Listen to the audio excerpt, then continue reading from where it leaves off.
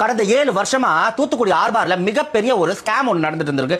இவ்வளவு பெரிய ஸ்கேம், எவ்வளவு பெரிய ஸ்கேம் தூத்துக்குடி ஆர்பர்ல இவ்வளவு பெரிய ஸ்கேம் கிட்டத்தட்ட 7 வருஷமா நடந்திருக்கு. இதை கண்டுபிடிக்க ஒருத்தர் உளவாளியா உள்ள போய் பல ஆண்டுகளாக பல ஆராய்ச்சிகள் செஞ்சு கஷ்டப்பட்டு கண்டுபிடிச்சிருக்காரு. அவர் யாரு தெரியுமா? அந்த உளவாளி யாரும் தெரியுமா? தெரிஞ்சா நீங்க கிடுகிடுன்னு அடிக்கிருவீங்க. நான் சொல்ல மாட்டேன், தம்பியை சொல்லுவார், கேட்டுவாங்க. அது நம்ம டிவிகேல இருக்கிற ஸ்ரீதர் அண்ணா வந்து கண்டுபிடிச்சிருக்காப்ல.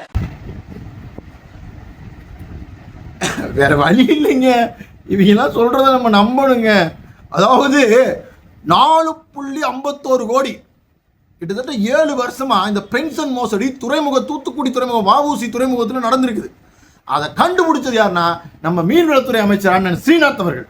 அவர் தான் போய் டபக்குன்னு பிடிச்சிட்டாரு. அப்படியா தம்பி? டபக்குன்னு பிடிச்சிட்டாரா? எனக்கு ஒரு சந்தேகம் தம்பி, எனக்கு இந்த ஒரு சந்தேகத்தை மட்டும் நீ கிளியர் பண்ணு தம்பி. நீ வீடியோ எடுக்கிறதுக்கு முன்னாடியே சிரிச்சிருவியா இல்லை வீடியோ எடுத்து முடிச்சதுக்கு அப்புறம் சிரிப்பியா? எனக்கு தெரியவே இல்லை தம்பி. அது எப்படி தம்பி நான் கூசாம சிரிச்சுக்கிட்டே சொல்ல? அதையும் பாருங்க, ஃபயரா சொல்றாங்க. யாரு தெரியுமா?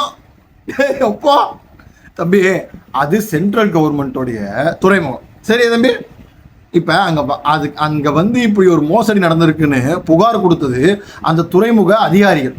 சரியா தம்பி?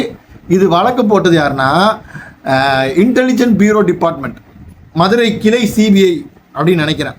இவங்க தான் வந்து இது வழக்கு போட்டு கேஸ் எடுத்து ஃபைல் பண்ணி நடத்துறாங்க.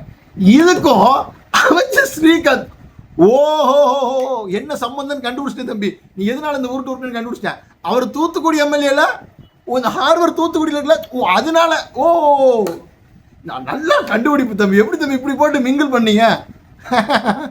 அது சென்ட்ரல் கவர்மெண்ட் வருது. ஒன்றும் அங்கே போய் ஆட்ட முடியாது. சரியா தம்பி?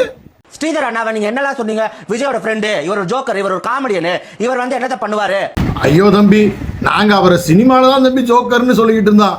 ஆனால் நீ இப்போ உருட்டில் அவர் உண்மையான ஜோக்கர் ஆகிட்டு இருக்கு தம்பி. வேணாம் தம்பி, அவருக்கு ஒரு மரியாதை இருக்குது. தயவுசெய்து இந்த மாதிரி தப்பான செய்தியை சொல்லி சினிமா ஜோக்கரை நெஜ ஜோக்கர் ஆக்கிறாத தம்பி. வேணாம் தம்பி, வேணாம். போயிட்டு வரேன் தம்பி, பாய்.